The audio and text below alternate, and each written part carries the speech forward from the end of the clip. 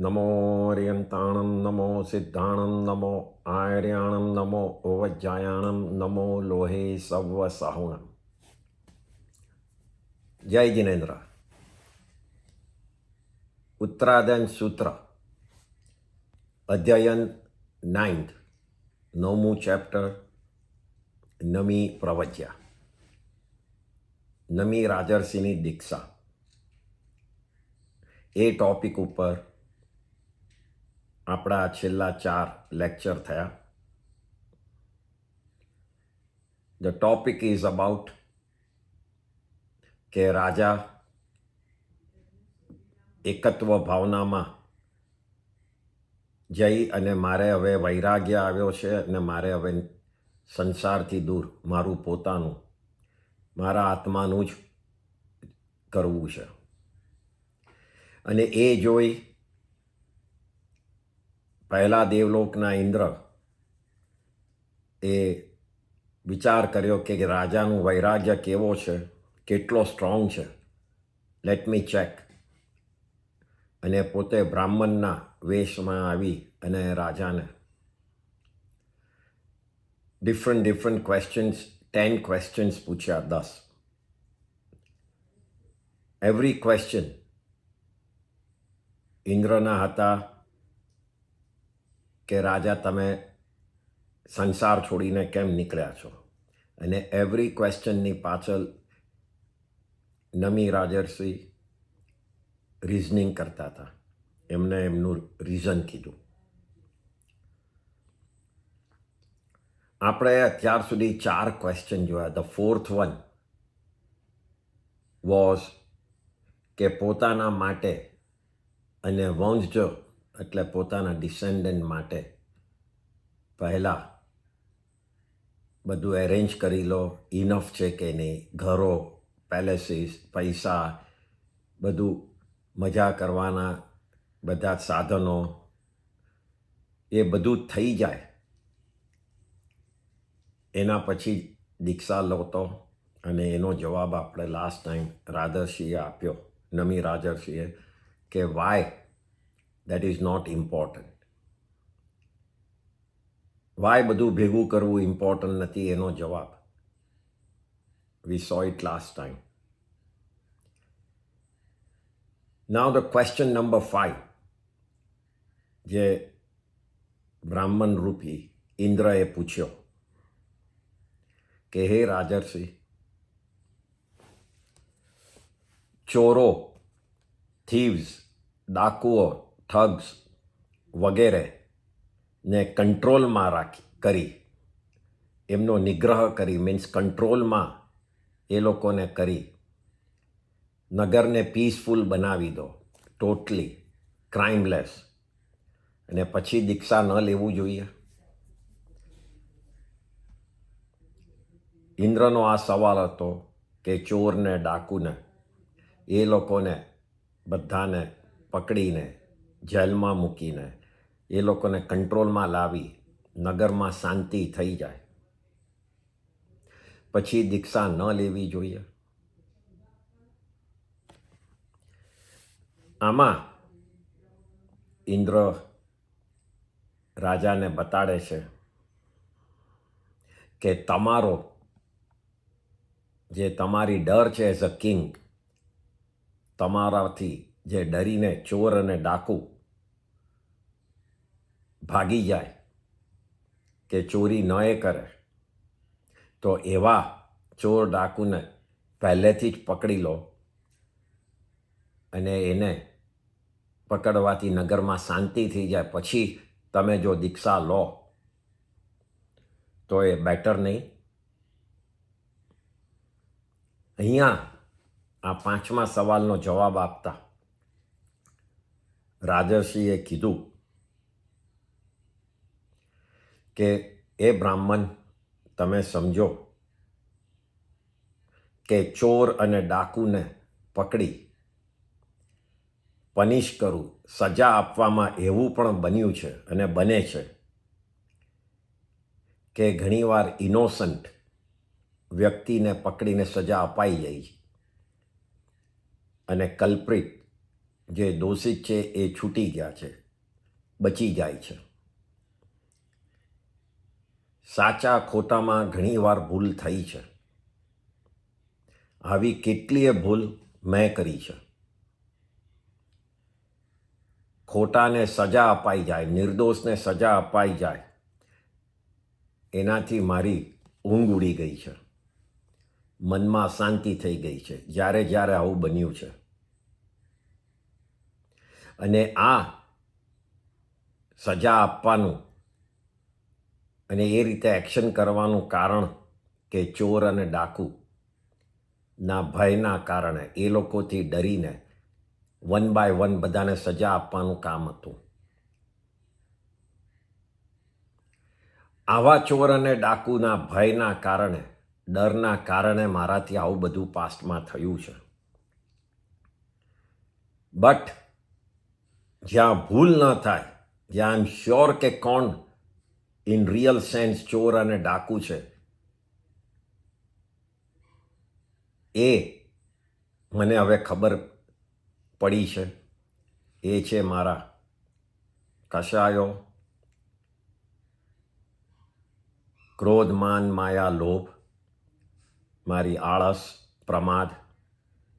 એ જ મોટામાં મોટા ચોર અને ડાકુ છે, અને એમાં કોઈ ભૂલ નથી. એ લોકો મારા આત્માને લૂંટી રહ્યા છે. કઈ રીતે લૂંટે છે? તો એ બ્રાહ્મણ, એ લોકો મારી પાસે પાપ કરાવે છે. They are directing me to do wrong things, wrong deeds. અને એનાથી મને એવા કર્મ અપાવડાવે છે, આવે છે મારા આત્મા ઉપર કે મારો આત્મા દબાઈ જાય. એ રીતે મને લૂંટી રહ્યા છે.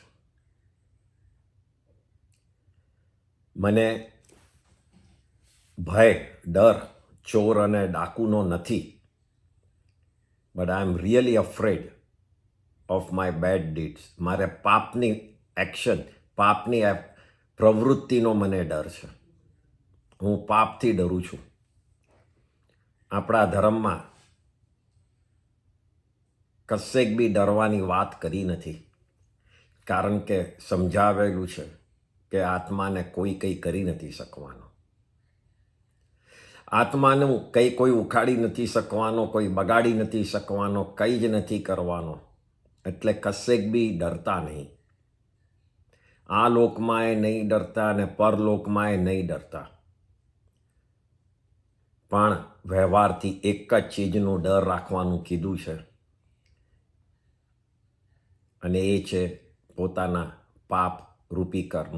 પાપ કરો અને એનાથી કર્મો બંધાય, એ પાપનો ડર રાખવાની વાત કરી છે.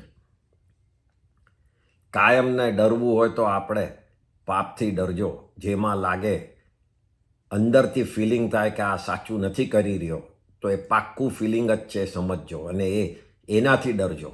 ભલે થઈ જાય પણ સમજજો કે એ તમને રિઝલ્ટ આપશે ખરી કંઈ અશુભ. એટલે પાપથી ડરવાનું એ ખાસ મનમાં રાખજો, તો ઘણા પાપ અટકી જશે. રાજા કહે છે કે આ નગરના ચોર અને ડાકુ મારું કંઈ નથી લઈ જવાના, એ કંઈ લઈ પણ નથી શકવાના. એ સમજાવે છે કેવી રીતે. સમજો કે ચોર અને ડાકુ કોઈ તમારા ઘરેથી કંઈ લઈ ગયો, તમારું કંઈ ચોરી લીધું, તો એ સમજવાની જરૂર છે કે ચોર અને ડાકુએ નથી ચોર્યું. તમારા અશુભ કર્મનો ઉદય હતો એવો કે જેટલો ભાગ તમારી પાસેથી જતો રહેવાનો હતો એ જતો રહ્યો છે. ચોર અને ડાકુ તો ખાલી નિમિત્ત જ છે. They do not actually steal anything. They just take away which does not belong to you in the first place as per કર્મ ઉદય. કર્મનો ઉદય જ એવો છે કે તમારી પાસે રહેવાનું જ નહોતું, એટલે એ કોઈ લઈ ગયું. એટલે ચોર્યું કોણે? ચોર્યું તમારા કર્મના ઉદય. ચોર અને ડાકુ તો ખાલી એક નિમિત્ત છે, ઇન્સ્ટ્રુમેન્ટ છે. They do not steal. It's your own doing જેનાથી તમે એ ચીજ લૂઝ કરી. એટલે ચોર અને ડાકુનો અહીંયા વાંક નથી. અને આ અશુભ કર્મ જેના હિસાબે મારી પાસથી કંઈ ચોરાયું, એ કોણે બાંધેલું? તો એ બાંધેલા મેં પોતે જ. કોઈ બાંધીને આપતું નથી આપણને શુભ કે અશુભ કર્મ. આપણે જ બાંધેલા અજ્ઞાનતામાં.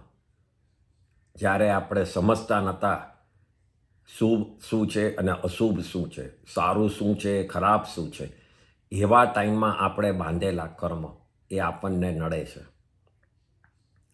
આપણે આરંભ સમારંભ કર્યા, મોટી મોટી પાર્ટીઓ કરી, કેટલાય જીવોની હિંસા કરી, મોજ શોખ કર્યા.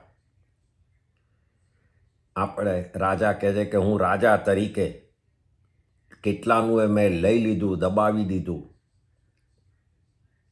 તો આવું જ્યારે મેં કર્મ બાંધ્યા અને જ્યારે એ ઉદયમાં આવ્યા, ત્યારે મારું જે ભેગું કરેલું હતું એ બધું જતું રહે છે. કારણ કે મેં બીજાનું લીધું હતું, એટલે મારું જતું રહે છે. એટલે એ બ્રાહ્મણ જો મારે સાચા ચોર અને ડાકુથી મારે પ્રોટેક્શન કરવું હોય, મારી જાતને રક્ષણ કરવું હોય, તો there is only one way. અને એ છે પાપની પ્રવૃત્તિને અટકાવવાની. To stop all what I think it's a wrong deeds. પાપને અટકાવવાનું એ જ એક રીત છે. કસાયો, પ્રમાદ એટલે આળસ, મન વચન કાયા, એનું રોંગ જગાએ યુઝ કરવો, ઇન્દ્રિયો સેન્સીસનું રોંગ જગાએ યુઝ કરવું, એ બધું ને મારે ધ્યાન રાખવાનું છે, જોવાનું છે. અને ધ ઓનલી વે હું આ ચોર અને ડાકુને પકડી શકું, જેલમાં મૂકી શકું, ઇઝ બાય મી ફોલોઈંગ સંયમ. સંયમ મીન્સ જ્યાં નવા કર્મને આવતા રોકે. One of the thing is સમાયિક ઇઝ સંયમ. પચકાણ ઇઝ સંયમ. Again and again we have visited that point. કોઈ પણ બાધા લો, પચકાણ લો, સમાયિક કરો, એ બધું સંયમ કહેવાય. અને સંયમમાં નવા કર્મ આવતા અટકી જાય. ભાવ સમતા ભાવ રાખો એ સંયમ. મધ્યસ્થ ભાવ રાખો એ સંયમ. તો એ બધું કરવાથી જ હું આ કર્મને અટકાવી શકીશ, અશુભ કર્મને, પાપને અટકાવી શકીશ. અને પાપને અટકાવીશ તો આ કસાયો અને મારી આળસ ને બધાને હું જેલમાં પૂરી દીધા. કારણ કે they will not have any effect on me. It's as good as મેં એ લોકોને જેલમાં મૂકી દીધા છે. So they can not attack on me.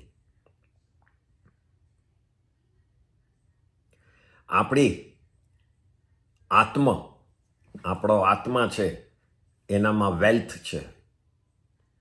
Vote is that wealth? તો એ છે આત્માના ગુણો. એ એની વેલ્થ છે. જ્ઞાન, દર્શન, ચારિત્ર એવા કેટલાય ગુણો છે આત્મામાં. એ એની વેલ્થ છે આત્માની. અને એ કેવી રીતે લૂંટાય છે એ આ ફોલોઈંગ કરીને સમજવાથી આપણને સમજાશે. આપણે બહુ વખત પહેલાં રત્નાકર 25નું એક્સપ્લેનેશન કરેલું. એની 5th કડી ને ફરીથી યાદ કરીએ. અહીંયા કસાયો માટે કહે છે અને એ જ રાજા કહેવા માંગે છે બ્રાહ્મણને. અહીંયા કહે છે કે 5મી કડીમાં, હું ક્રોધ અગ્નિથી બળ્યો, વળી લોભ સર્પ ડસ્યો મને, ગળ્યો માનરૂપી અજગરે, હું કેમ કરી ધ્યાવું તને. મન મારું માયા જાળમાં મોહન મહા મૂંઝાય છે. ચડી ચાર ચોરો ચિત્ત પર ચેતન ઘણો ચકદાય છે. આખું એક્સપ્લેનેશન ઓન કસાઈ આમાં આવી જાય છે. અહીંયા કહે છે હું ક્રોધ અગ્નિથી બળ્યો. તો આપણે પહેલા ક્રોધને સમજીએ. પહેલા તો એ સમજવાનું છે કે આપણે એઝ અ શ્રાવક ને કસાયો અને આળસમાંથી છૂટવું છે, પ્રમાદમાંથી છૂટવું છે, ધર્મની સાઈડ ઉપર ધર્મના તરફ એ રસ્તા ઉપર આગળ વધવું છે, એ એફર્ટ કરવી છે. એ સૌથી પહેલો સવાલ છે. એ કરવું હોય તો આ રસ્તા છે ફોલોઈંગ. તો એમાં છૂટવા માટે સૌથી પહેલો પોઈન્ટ એ સમજવાનું છે કે આપણે રિયલ ચોરને ચોર માનીએ છીએ. આપણે ડુ વી ઓલ અગ્રી કે જે કર્મ બંધ કરાવે છે એ આપણા માટે ચોર છે, ડાકુ છે, આપણું લૂંટી જાય છે, આપણા આત્માનો વેલ્થ લૂંટી જાય છે, આત્માને બહાર નથી આવવા દેતો. ઇટ્સ અ વે ઓફ લૂંટવાનું. જ્યારે આત્માના ગુણોને બહાર પ્રગટ ન કરે it is as good as કે લૂંટી ગયા છે. કોઈ આત્મામાંથી લઈ નથી જતું પણ એને ઉપર આવવા નથી દેતું, એ એંગલથી લૂંટે છે. તો સૌથી પહેલાં તો એ સમજવાનું છે કે આને આપણે ચોર માનીએ છીએ, આપણી આળસને ચોર માનીએ છીએ. આજે કંઈ કરવું હોય ધર્મનું તો કંટાળો આવે છે, કાલે કરશું, એને આપણે ખોટું માનીએ છીએ. તો જો પહેલાં એ માનીએ, ક્રોધ, માન, માયા અને લોભને ખોટા માનીએ, એને ચોર માનીએ, તો હવે નેક્સ્ટ સ્ટેપ છે કે આપણે એને સમજવા જોઈએ. આપણને પહેલું તો ક્રોધમાં એ લાગવું જોઈએ કે આપણને ક્રોધ એ ખોટો લાગે છે, એ ચીજ ખોટી છે, એ ફિલિંગ ખોટી છે. Do we all agree? આપણને પોઈન્ટ્સ એમ લાગે છે કે ક્રોધ કરવાથી, ગુસ્સો કરવાથી મારું કામ થઈ ગયું, એવું ઘણીવાર આપણને લાગે છે. ઘણીવાર ગુસ્સો કર્યો અને એ જ વખતે કામ થઈ ગયું છે. સો વી સ્ટાર્ટ ફિલિંગ કે જોયું, આઈ હેડ two put down my foot અને મારે ગુસ્સો કર્યો એટલે કામ થઈ ગયું. ગુસ્સા વગર કંઈ થતું જ નથી. ચીડાવો નહીં ત્યાં સુધી કંઈ થતું જ નથી. એવું મોસ્ટ ઓફ ધ ટાઈમ આપણને લાગે છે જ્યારે આપણું કામ થઈ જાય છે અને એની પહેલાં આપણે ગુસ્સો કર્યો હોય. બટ કર્મને એંગલથી, રિલિજનના એંગલથી લેટ મી એક્સપ્લેન યુ. એ ગુસ્સો કર્યો અને એ વખતે આપણું કોઈ કામ પતી ગયું, એ બેને કોઈ કનેક્શન નથી. જે કામ પતી ગયું એ જ વખતે શું થયેલું, તો મારો પુણ્યનો ઉદય થયેલો. કામ પટવાનું હતું એવો શુભ કર્મનો ઉદય થયેલો. બિકોઝ ઉદય કોન્સ્ટન્ટલી ચેન્જીસ. શુભ અશુભ એટલે જ એક દિવસમાં કેમ તમને 2 સારા સમાચાર 3 ખરાબ સમાચાર આવે છે ને. કોન્સ્ટન્ટલી 1 મહિનો સારા જ ને કોન્સ્ટન્ટલી 1 મહિનો ખરાબ, એવું તો થતું નથી. એટલે ઉદય અપ ડાઉન થયા કરે. તો એ વખતે જ્યારે ક્રોધ કર્યો હતો ને કામ પટ્યું, તો એ કામ પટવા સમયે આપણો શુભ ઉદય હતો, એટલે આપણને ધારેલું કામ પટી ગયું. આપણને શું લાગ્યું કે એની પહેલાં જ મેં જ્યારે ક્રોધ કર્યો એટલે આ કામ પટ્યું. But that's a wrong belief. શુભ ઉદયના હિસાબે કામ પટ્યું છે. પણ ક્રોધથી શું થયું? તો ક્રોધથી તમે કસાય કર્યો, તમે એક ખોટું નેગેટિવ વિચાર કર્યો, નેગેટિવ એક રિએક્શન કર્યું અને એનાથી શું થયું? તો એનાથી નવા અશુભ કર્મ બાંધ્યા. શુભ કર્મ, જૂના શુભ કર્મથી તમારું કામ થઈ ગયું, પણ નવું તમે બાંધ્યું શું? તો અશુભ કર્મ બાંધ્યા. જે આગળ જઈ જ્યારે ઉદયમાં આવશે, ગમે ત્યારે આ ભાવ કે બીજા ભાવમાં, ત્યારે કામ નહીં પટવા દે.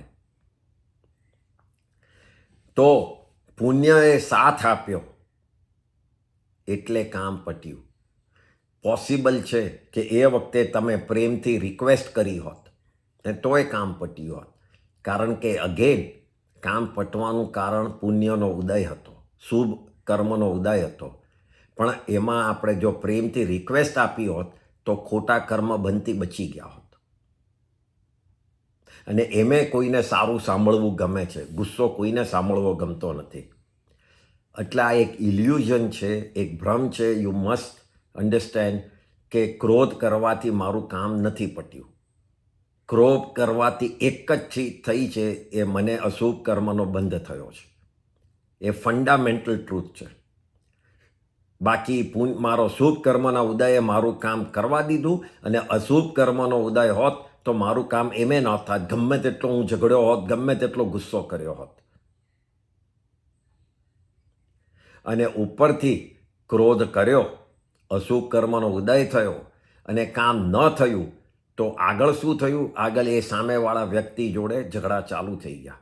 એટલે નવા કર્મ બંધ તો ભારે થવા જ માંડ્યા. શાંતિથી બોલીને રિક્વેસ્ટ કરો તો એટલીસ્ટ નવા કર્મ બંધ નથી થતા. કામ પટ્યું હોય કે ન પટ્યું હોય, બંનેમાં. અને અશુભ કર્મ નથી બંધાતા. આપણે એ વિચારવાનું છે કે ક્રોધ એ ક્ષમાને ડિસ્ટ્રોય કરે છે. ક્ષમા, ફોરગિવનેસ is one of the attribute of આત્મા. એ આત્માનો એક ગુણ છે. અને જ્યાં સુધી ક્રોધ હશે ત્યાં સુધી તમે કોઈને ક્ષમા આપી જ નહીં શકો, કારણ કે તમને એ વ્યક્તિ કે એ પર્સન કે એ ચીજ ઉપર તમને ચીડ છે. ચીડ હોય ત્યારે તમે ક્યાંથી કોઈને તમે માફી આપો? એટલે ક્રોધ એટલો મોટો ડાકુ છે, ચોર છે. દેટ ઇઝ વોટ રાજર્ષિ બ્રાહ્મણને કહે છે. બીજા ચોરની વાત કરતા કહે છે કે એ બ્રાહ્મણ, માનરૂપી કશાય, માન મીન્સ ઈગો, એનાથી બધા સંબંધો બગડે છે. બીજા કોઈને નાના બનાવી દઈએ છીએ because you want to project yourself, portrait yourself as some superhuman Bing.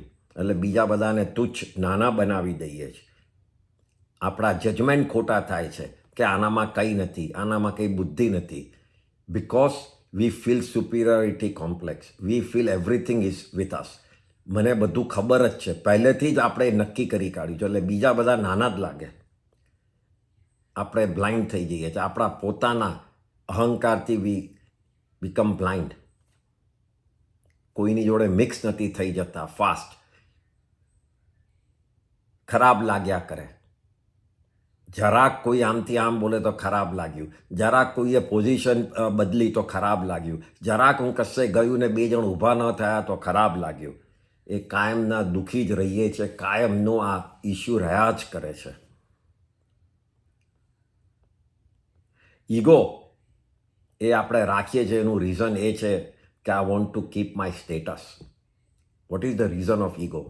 સમાજમાં, સોસાયટીમાં મારો સ્ટેટસ રાખવું છે, નહીં તો મારી પર્સનાલિટી નહીં રહે. આ એક અગેન ઇલ્યુઝન છે. Again here we must understand from the karmas point. The whole religion you will need to understand from karma. તો જ આપણે ખોટી ચીજો છોડી શકશું.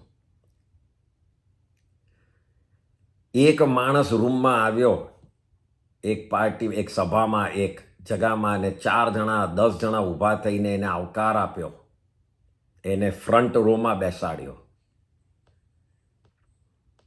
અને બીજો માણસ 5 મિનિટ પછી આવ્યો તો એમાં ખાલી એક માણસ એને લાવી અને ચોથી રોમાં બેસાડ્યો. આવો બેસો. એનું રીઝન શું છે? એનું રીઝન કે પહેલો માણસ એકદમ અભિમાની, ઈગોવાળો એવો હતો? ના, હોય બી ખરીને ન એ હોય. એનું રીઝન છે એ 8 કર્મમાંથી એક કર્મ છે નામ કર્મ. હમણાં નામ કર્મ આખું શું છે એનું એક્સપ્લેનેશન નહીં કરીએ, પણ નામ કર્મમાં એક ડિવિઝન છે ડિવિઝન વિધિન ડિવિઝન, એને કહેવાય છે યશ કર્મ. એટલે કે જસ, એનો એ કર્મનું કામ શું છે? એ કર્મ જ્યારે કોઈને ઉદયમાં આવે છે ત્યારે એ માણસ જ્યારે કંઈ બોલે ત્યારે લોકો બધું જ એક્સેપ્ટ કરી કાઢે. ના ના, એ બરાબર બોલે છે, એ સાચું જ બોલે છે. એ માણસ જ્યારે કંઈ કહે તો તરત 10 જણ ઊભા હોય એનું કામ કરવા માટે. 10 જણ એનું વ્યાખ્યાન, એનું લેક્ચર સાંભળવા ઊભા હોય.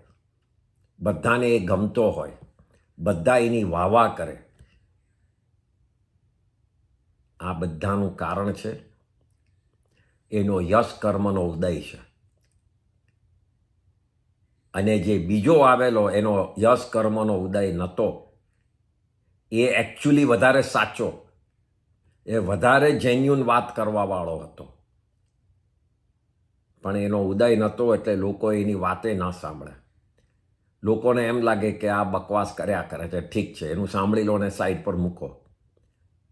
એટલે લોકો એને માને ન આપે. એનું સિમ્પલ રીઝન છે કે એનો યશ કર્મનો ઉદય નહોતો, એનો અપયશ કર્મનો ઉદય હતો, which is the opposite of યશ.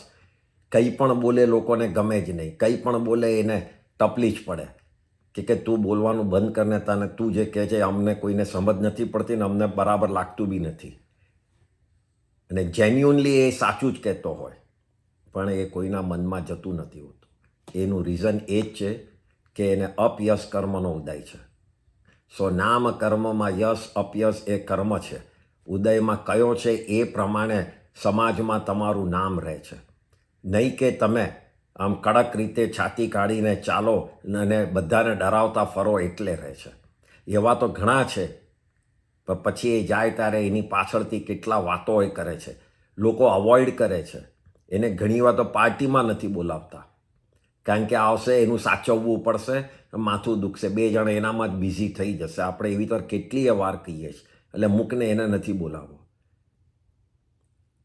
એટલે કોઈ અભિમાની છે એટલે એને બધું માન મળશે એ મનમાંથી ઉડાવી દો. Ego will only give you wrong કર્મ ઇનપુટ. અને ઉપરથી એ જ ઈગો તમારું હમ્બલનેસ લઈ લેશે, તમારી નમ્રતા લઈ લેશે, હ્યુમિલિટી લઈ લેશે, તમારો વિનય, વિવેક એ બધું જ કાઢી કાઢશે. You will not feel proper. એ કોઈ પણ સામે હોય તમને તરત જ પોતાની જ જાત મોટી દેખાશે અને પછી એનાથી તમારા કેટલાય ડિસિઝન ખોટા થાય છે. તો આ રાજા તરીકે મારે જે માન, અભિમાન રાખીને હું હવામાં ચાલું, એના જે ડિસિઝનો મારે આગળ જઈને ભોગવવા પડશે એના કર્મ બંધથી, એ એટલા ભારે છે કે હું એનાથી ડરું છું. રાજર્ષિએ એના પછીના કસાય માયા માટે કીધું કે માયા એટલે કનિંગનેસ, માયા જાળ, કાઇન્ડ ઓફ નેટ. આજે કોઈને બી પકડવો હોય, કોઈ પણ એનિમલ કે ફિશ કે એનું શું યુઝ કરે છે? નેટ. બિકોઝ એકવાર નેટમાં ફસાઈ જાઓ પછી એમાંથી હાથ પગ બહાર કાઢવા બહુ ડિફિકલ્ટ પડે છે. આટી ગુટી જે ગુજરાતીમાં શબ્દ કરે છે કે આંબી ગયા, આંબી ગયા, આંબી ગયા, છેલ્લે ખબર ન પડી શું થયું, ગાંઠ પડી જાય એવી રીતે. આપણને ગમતું કે જે આપણને જોઈતું હતું એ રિઝલ્ટ લાવવા માટે આપણે ઘણીવાર એવી વાતને યુઝ કરીએ છીએ, એવી ચીજો કરીએ છીએ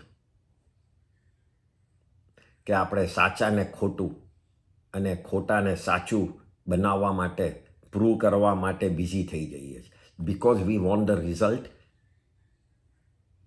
the way we want it. આપણને જે રિઝલ્ટ જોઈએ છે એના માટે હવે મારે I have to work towards જે ખોટું છે એને સાચું કરવું અને સાચું છે એને ખોટું કરવું. This is Maya. હાઈએસ્ટ જૂઠ આ માયા કસાઈમાં બોલાય છે. એ માયા કરવાથી એટલું જૂઠ બોલાય છે કે આપણે એમાં ફ્રોડ, ચીટિંગ, સ્ટીલિંગ એ બધું જ એનાથી ફોલો થાય છે. આ માયા તમારું સિમ્પલનેસ, જે ઓનેસ્ટી, સરળતાને ટોટલ ડિસ્ટ્રોય કરે છે. આપણે નાની વસ્તુને અચીવ કરવા માટે આત્માના કેટલાય ગુણોને આપણે લૂઝ કરી કાઢીએ છીએ. માયામાં મેઇન ચીજ આપણે શું કરીએ છીએ તો લોકો ઉપર, સામેવાળા ઉપર ખોટા એલિગેશન કરી કાઢીએ, લોકોને ખોટી ચીજમાં ફસાવી દઈએ,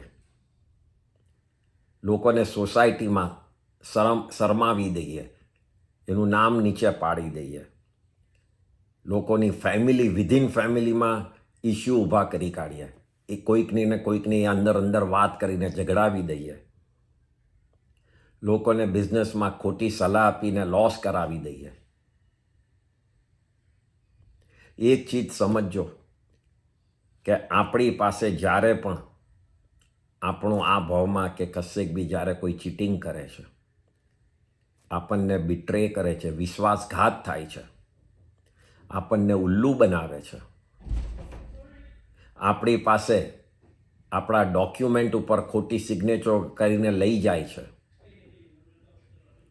ખોટી રીતે પોતે ઓનરશિપ બતાડીને આપણું દબાવી દે છે, કોર્ટમાં ખોટા આર્ગ્યુમેન્ટોથી આપણને કેસ હરાવી દે છે,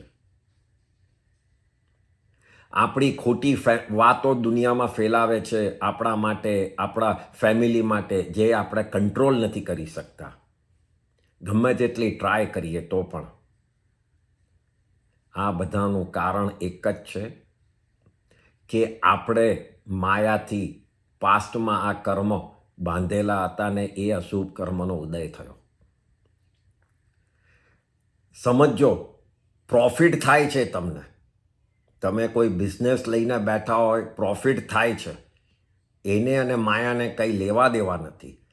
તમે પુણ્ય કર્યું, પાસ્ટમાં ચેરિટી કરી એટલે તમને નફો થઈ ગયો, પણ કોઈ દબાવીને લઈ ગયું એ તમારા માયાથી બાંધેલા કર્મોના હિસાબે.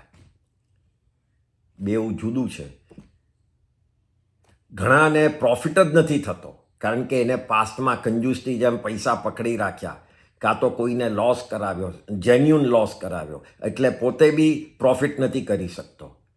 પણ એમાં ન કરવાનું કારણ માયા નથી. આ તો આપણી પાસે હોય અને કોઈ દબાવીને લઈ લે, ઉલ્લુ બનાવીને લઈ લે, એ માયાથી બાંધેલા કર્મ નડે છે. એટલે પ્રોફિટ થાય અને કોઈ લઈ લે તો એ તો ચોક્કસ છે કે મેં પુણ્ય તો કર્યું હતું, નફો તો કર્યો, પણ મેં માયા બી સાથે કરેલી, એટલે એ નફો કરેલો એ જતો રહ્યો. માયા તો એક ચીજ સમજીએ કે ક્રોધ એ સામે દેખાય છે. કોઈ આંખ લાલ થઈ જાય, મગજ સળ ચડી જાય અને બોલવામાં બી પહેલા જ સેન્ટેન્સમાં ખબર પડી જાય છે કે આ ક્રોધ કર્યો છે, ગુસ્સે થયો છે. કોઈની ચાલ, કોઈ આવે આમ પોતે આમ કડક રીતે તો માન પણ દેખાય, અભિમાન પણ દેખાય છે કોઈનું. એ પણ કંઈક બોલવા જાય કે હું કેવો છું, મારી પાસે કેટલું ગાડી છે, બંગલા છે, આ છે, એમાં તરત દેખાઈ જાય કે એનું પોતાની જાતની બધી અભિમાન કરે છે અને બતાડવા માંગે છે. આ બેઉ ચીજ દેખાય એવી છે. માયા એટલી ખતરનાક છે કે સામે દેખાતી જ નથી. એ ક્યારે થઈ જાય છે એ આપણને એની અસર થઈ ગઈ પછી ખબર પડે છે. એટલે બહુ જ ડેન્જરસ છે. આપણું બગડી ગયું હોય, આપણું ચોરાઈ ગયું હોય, એના પછી ખબર પડે છે કે આવી તર કોઈએ ઉલ્લુ બનાવીને આપણની પાસેથી લઈ ગયો. એટલે એમાં તો લેટ થઈ જવાય છે અને ભોગવવું જ પડે છે. એટલે આપણે એવી પ્રકારની માયા કરવી ન જોઈએ, કારણ કે જ્યારે આવશે ભોગવવાનું ત્યારે તો બધું જ જે ભેગું કર્યું એક સાથે એક ઝટકામાં જતું રહેશે. એટલા જ માટે માયા ખૂબ જ ડેન્જરસ કસાય છે. 18 પાપ સ્થાનક, there are 18 kinds of એવા જગાઓ છે કે જેમાં આપણે પાપો કરીએ છીએ. 18 પાપ સ્થાનક, એમાં ડિફરન્ટ છે. હિંસાથી માંડીને બધું જ આવે છે. હિંસા, જૂઠ, આપણે મૈથુન નહીં કરવું, ચોરી નહીં કરવી, પરિગ્રહ ન કરવો, એવી રીતે બધું જ આવે છે. એ 18માંથી maya is also one of them. ક્રોધ, માન, માયા, લોભ ચારે છે. તો એ 18માંથી હાઈએસ્ટ પાપો આર કનેક્ટેડ વિથ માયા. તમે જુઓ તો માયા પોતે એક પાપ છે જે 18માં છે. બીજું એક પાપ 18માં છે, એનું નામ છે અભ્યાખ્યાન, એટલે કોઈને રોંગલી અક્યુઝ કરીએ, કોઈને આળ મૂકીએ, કોઈની ઉપર ગુજરાતીમાં જે કહીએ રોંગલી એક્યુઝ કરીએ કે આણે ખોટું કર્યું જ છે, ચોરી કરી જ છે, જ્યારે બિચારા કંઈ કરી નથી. વી વર નોટ ઇવન શ્યોર અને આપણે એના પર એલિગેશન મૂકી દઈએ, તો એ અભ્યાખ્યાન. ત્રીજું એક છે એ 18માંથી વિચ ઇઝ કોલ્ડ પૈશુન્ય.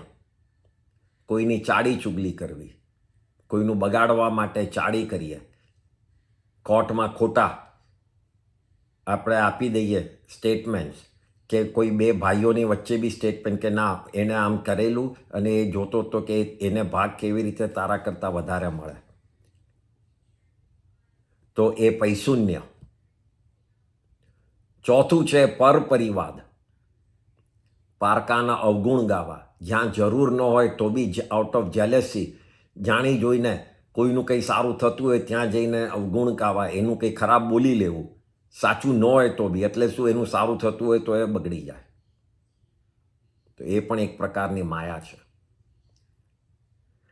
અને પાંચમું છે માયા મોસો, means to lie with wrong intention to harm somebody.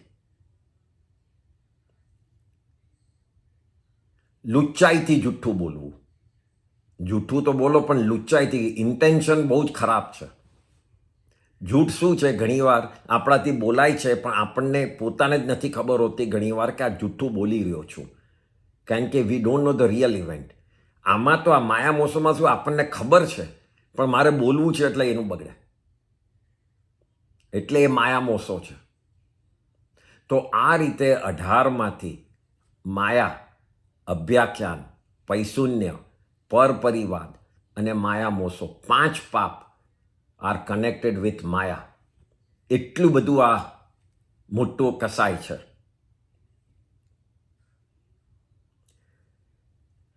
ચોથું કસાય લોભ, worst of all 4 કસાય. Why? Because it's the origin of all the કસાય. લોભ ને ઘટાડવો બહુ જ ડિફિકલ્ટ છે, રિડ્યુસ કરવો એ બહુ જ ડિફિકલ્ટ છે. વોટ ઇઝ લોભ? The different words for લોભ we can say is પરિગ્રહ, ભેગું કરવું બધું, ઈચ્છાઓ આપણી, આપણને need to have more things, to hold possessions. આ બધું લોભના ફેમિલીની ચીજ છે. ઉપરના ક્રોધ, માન, માયા એ મોસ્ટ ઓફ ધ ટાઈમ લોભના કારણે જ એ કસાયો કરતા હોઈએ છીએ. ફોર એક્ઝામ્પલ,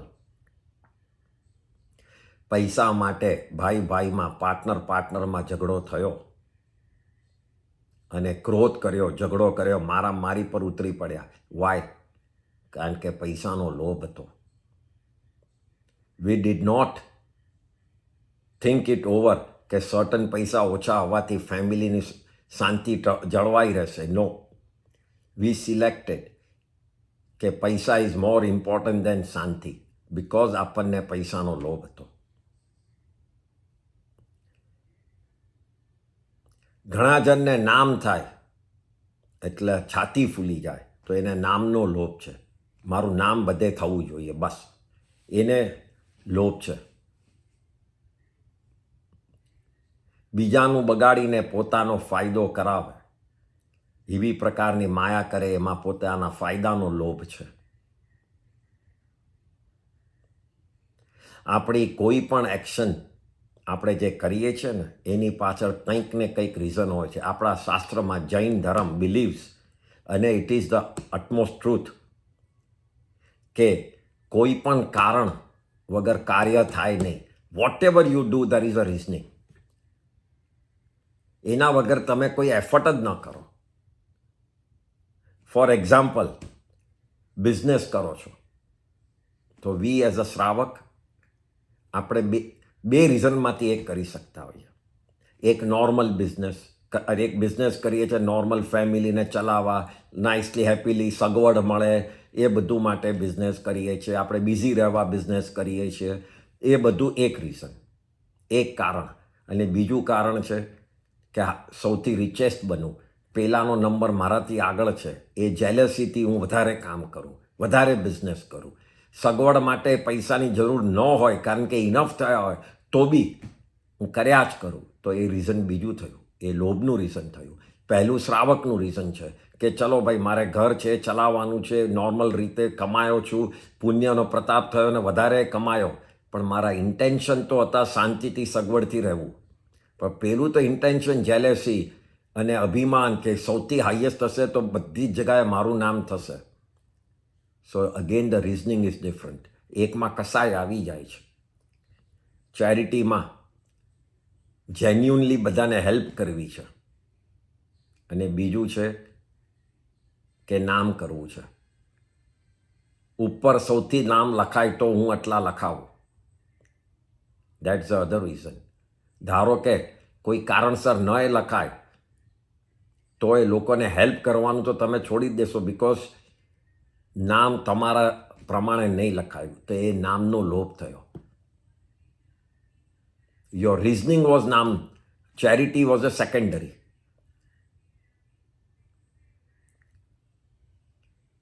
રિલિજનની એક્ટિવિટી, તો કર્મ કાપવા માટે, તપ કર્મ કાપવા માટે નોર્મલ શ્રાવકનું રિઝનિંગ હોવું જોઈએ.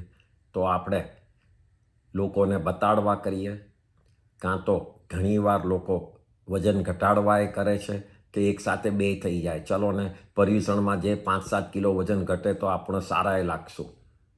લોકો એવા બી વિચાર કરે છે. તો અગેન રીઝન શું છે?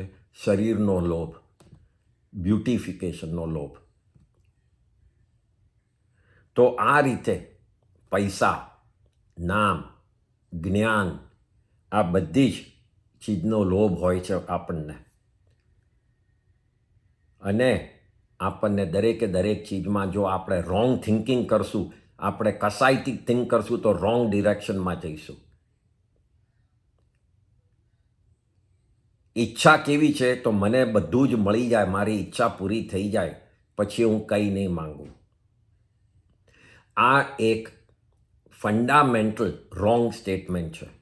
કોઈ દાડો ઈચ્છા પહેલાં તો બધાની પૂરી થઈ નથી, અને કોઈ દાડો હવે હું નહીં માંગું એવું થયું નથી.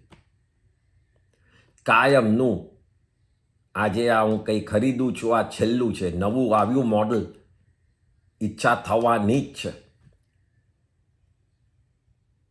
વેધર કંઈ પણ ચીજ હોય, હાઉસની ચીજ હોય, પર્સનલ યુઝ કરવાની ચીજ હોય, પર્સ હોય, કપડાં હોય, ફોન હોય, કંઈ પણ નવું મોડલ આવ્યું એટલે જોઈએ જ છે. આજથી હવે આ બંધ, એવું થતું જ નથી. જ્યારે આપણને વૈરાગ્ય આવે, જ્યારે આપણને એમ થાય કે ઇટ્સ ઇનફ, અને જ્યારે આપણે કહીએ કે હવે મારે જોઈતું જ નથી, બધું પૂરું થાય પછી નથી જોઈતું, એમ નહીં, પૂરું નથી થયું આજે જ નથી જોઈતું મારે. જ્યારે એવા વૈરાગ્યના ભાવ થાય ત્યારે જ તમે ઈચ્છાથી દૂર થઈ શકો છો. આ સાધુ સાધ્વી ઈચ્છાથી દૂર થયા તો એ ટોટલ દૂર થઈ ગયા. એમને હવે કંઈ સંસારથી લેવા દેવા નથી.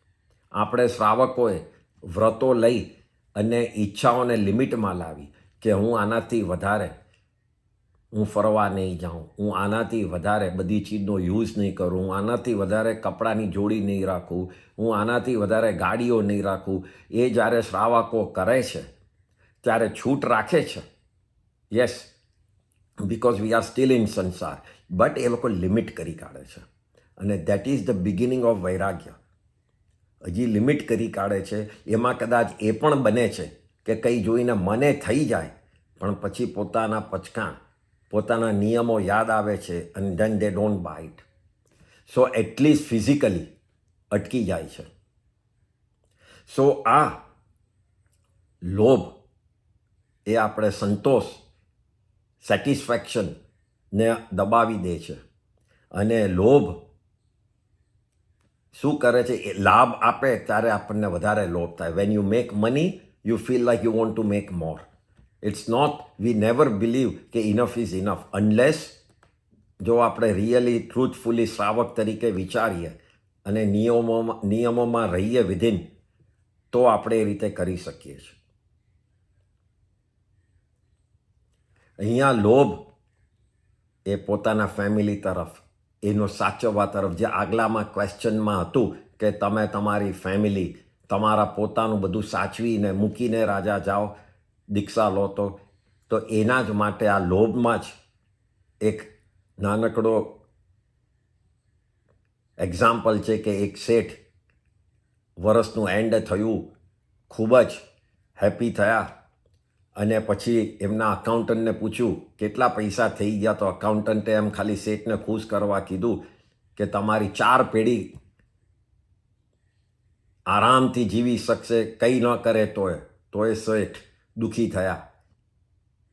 તો મુનિમે અકાઉન્ટન્ટે પૂછ્યું શેઠ કેમ દુઃખી થાવ? તો કે મારી 5મી પેઢીનું શું? લોભ આવું છે, કોઈ દાડો તમને અટકાવશે જ નહીં, તમને ટેન્શનમાં જ રહેવા દેશે, કાયમનું આગળનું કે એનું શું થશે એ મગજમાં જ રહેવા દેશે. લોભને, ઈચ્છાને અટકાવશું તો ધીમે ધીમે બધું નીકળી જશે. તો આ જે કડી આપણે જે સાંભળી કે હું ક્રોધ અગ્નિથી બળ્યો, ક્રોધ is compared with fire. We all know ક્રોધથી શું થાય છે, આપણું ફેસ બી લાલ થઈ જાય છે. અને લોભને સર્પ જેવું, કારણ કે સર્પ મીન્સ સ્નેક, એકવાર બાઇટ કરે એનું પોઈઝન આખા શરીરમાં ફર્યા જ કરતું હોય, પછી એ બધું જ બગાડે છે, ઈચ એન્ડ એવરી આપણા શરીરના પાર્ટ્સને બગાડે છે. એવી રીતે લોભ કેવું છે, આપણું માઇન્ડ, આપણું વચન, બધી જ ચીજો બગાડી દે છે. અને પછી ગળ્યો માનરૂપી અજગરે, અજગર means the big like python, એ તમને ગળી જાય પછી તમે અંધારામાં જતા રહો એના પેટમાં, પછી દેખાય કંઈ. એવી રીતે માન પણ કેવું છે, એકવાર જો તમે એમાં બ્લાઇન્ડ થઈ જાઓ કે મારા જેવું કોઈ જ નથી, હું જે કહું એ જ સાચું છે, પછી તમે કોઈનું સાંભળતાય નથી, તો યુ બીકમ બ્લાઇન્ડ.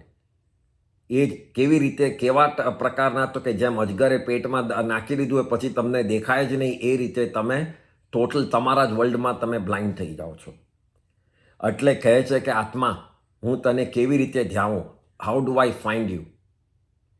અને મન મારું માયા જાળમાં, માયાને શેની જોડે કમ્પેર કર્યું? જાળ જોડે, નેટને જોડે કે હું ગમે ત્યાં બીજાને ફસાવા ગયો ને હું જ ફસાઈ ગયો. ઘણીવાર આપણે બને છે કે એકને કંઈ વાત કરી કે ભાઈ તે કેટલાનું ખરીદ્યું, તો મેં $1000 લીધું, બીજાને 2000, કોઈને 1500, કોઈને 1300.